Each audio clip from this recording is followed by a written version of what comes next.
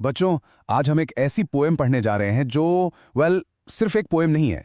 ये जिंदगी का वो पहला सबक है जो मार्क्स से कहीं ज्यादा इंपॉर्टेंट है। ये कहानी है उस पहले दर्द की जब आपने अपनी सबसे प्यारी चीज खोई थी। याद है ना वो फीलिंग? सोचो जरा, कम ऑन, एक पल के लिए आंखें बंद करो और याद करो। वो पहली चीज क्या थी जिसके खोने पर सच में दिल टूटा था? कोई फेवरेट टॉय, कोई बर्थडे गिफ्ट, हो सकता है कोई दोस्त हो।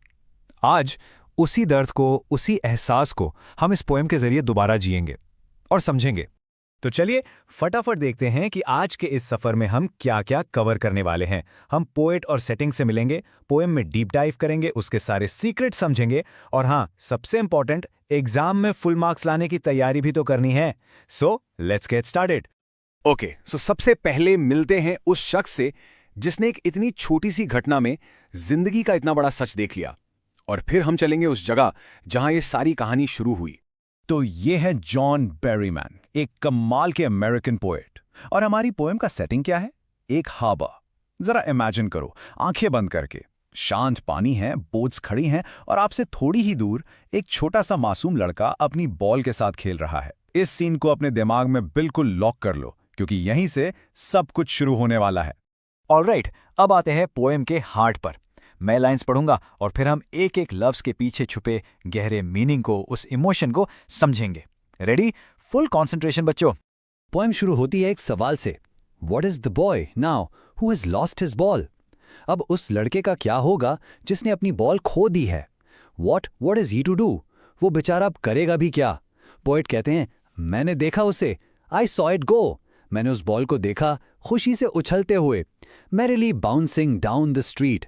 और फिर merrily over, there it is in the water. अचानक वो पानी में चली गई। ध्यान से समझो इस चीज को। पोएट merrily वर्ड यूज कर रहे हैं, यानी खुशी से उछलती बॉल। ये लड़के के दुख से बिल्कुल ऑपोजिट है, एकदम परफेक्ट कॉन्ट्रास्ट। और पानी में जाना, इसका मतलब साफ है, अब वो बॉल वापस नहीं आ सकती। It's an irreversible loss, game over. अब पोएट कहते हैं, नो यूज टू से oh there are other balls. उसको ये कहने का कोई फायदा नहीं कि अरे चिंता मत कर, और भी बॉल्स हैं। क्यों? क्योंकि an ultimate shaking grief fixes the boy. एक ऐसा गहरा दुख है जो उसे हिलाकर रख देता है, और वो stands rigid, trembling, steering down. वो एकदम स्टैचू की तरह खड़ा है, कांप रहा है और बस नीचे पानी को घूर रहा है, जहां उसकी बॉल के साथ साथ ऑल हिज यंग डेज, उसका पूरा बचपन चला गया। यह मोमेंट बहुत बहुत पावरफुल है। समझो इस बात को।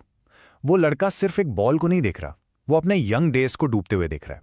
उस बॉल से जुड़ी हर याद, हर खुशी, सब कुछ पानी में जा रहा है। This is his first real heart break.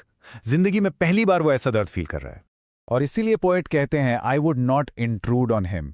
मैं उसके इस प्राइवेट मोमेंट में दखल नहीं दूंगा। A dime, another ball is worthless. थोड़े से पैसे, एक नई बॉल, ये सब अब बेकार है। क्यों? क्योंकि ठीक इसी पल ही senses first responsibility in a world of possessions. वो इस मटेरियलिस्टिक दुनिया में पहली बार जिम्मेदारी का एहसास कर रहा है। तो सवाल यह है कि आखिर ऐसी क्या खास बात थी उस बॉल में? इतनी इंपॉर्टेंट क्यों थी वो? Let's figure this out. देखो, एक तरफ ये सिर्फ एक बॉल है, एक सस्ता सा खिलौना, इजीली रिप्लेसेबल। पर दूसरी तरफ ये उससे कहीं ज्यादा है। ये उसके बचपन का सिंबल है, उसकी यादों का खजाना है। और ऐसी चीज को कोई दूसरी बॉल रिप्लेस नहीं कर सकती, because you can't buy memories, right? और ये फ्रेज अ वर्ल्ड ऑफ पोसेशंस, इसका मतलब है ये मटीरियलिस्टिक दुनिया जिसमें हम रहते हैं, जहां हम चीज़ें ओन करते हैं, उन्हें कलेक्ट करते हैं। लेकिन ये पोएम हमें सिखाती है कि इसी दुनिया में हम चीज़ें खोएंगे भी, और हमें उस लॉस से डील करना सीखना पड़ेगा।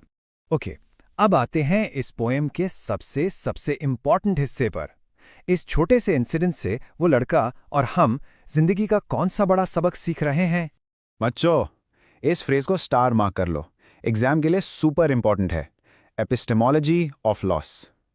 थोड़ा डिफिकल्ट साउंड करता है ना, बट इसका मतलब सिंपल है, understanding the nature of loss. यानी कुछ खोकर ही उस खोने के ज्ञान को पाना, दुख से सीखना कि आगे कैसे बढ़ना है। तो इस पोएम के मेजर थीम्स क्या निकल कर आते हैं? पहला, द पेन ऑफ लॉस। दुख एक यूनिवर्सल फीलिंग है। दूसरा, ग्रोइंग अप। मैच्योरिटी तभी आती है जब हम लॉस को एक्सेप्ट करना सीखते हैं। फिर है लॉस ऑफ इनोसेंस। वो मासूमियत खत्म हो जाती है कि सब कुछ हमेशा रहेगा। और आखिर में रिस्पॉन्सिबिलिटी, ये पॉइंट्स आपके आंसर के लिए गोल्ड हैं। चलो अब थोड़ा टेक्निकल होते हैं और देखते हैं कि पोएट ने किन खूबसूरत टेक्निक्स यानी लिटरेरी डिवाइसेस का यूज किया है इस पोएम को इतना पावरफुल बनाने के लिए।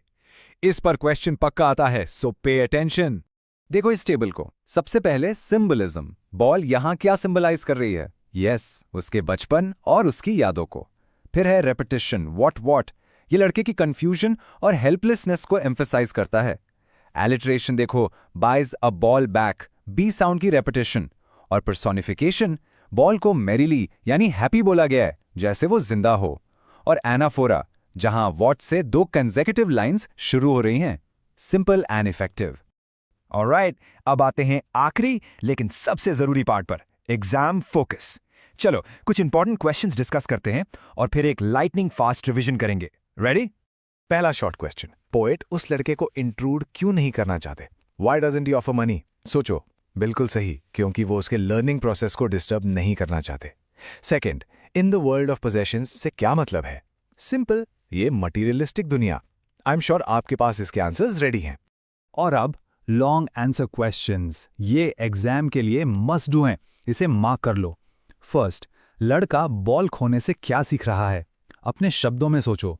वो लॉस को फेस करना, रिस्पॉन्सिबिलिटी लेना और आगे बढ़ना सीख रहा है। सेकंड, एक सस्ती सी बॉल के लिए वो इतना दुखी क्यों है? एग्जैक्टली, क्योंकि वो सिर्फ एक बॉल नहीं थी, it was a symbol of his precious childhood memories. चलो अब 5 पॉइंट में पूरी पोएम रिवाइज करते हैं। रेडी? 1, एक लड़का अपनी फेवरेट बॉल खो देता है। 2, वो शॉक और दुख से भर जाता है। 3, पोएट उसे ऑब्जर्व करते हैं बट इंटरफेयर नहीं करते। 4, लड़का लॉस और रिस्पॉन्सिबिलिटी का पहला लेसन सीखता है। 5, वो समझ जाता है कि loss is a part of life and we must move on. Simple. तो बच्चों, एंड में बस इतना है। याद रखना, लाइफ आपकी तरफ बहुत सारी बॉल्स फेंकेगी। कुछ अपॉर्चुनिटीज होंगी, कुछ चैलेंजेस, कुछ आप कैच कर लोगे, कुछ मिस हो जाएंगी। The game isn't about catching every ball, the game is to keep your eyes on the next one. कभी रुकना नहीं है। Keep moving forward.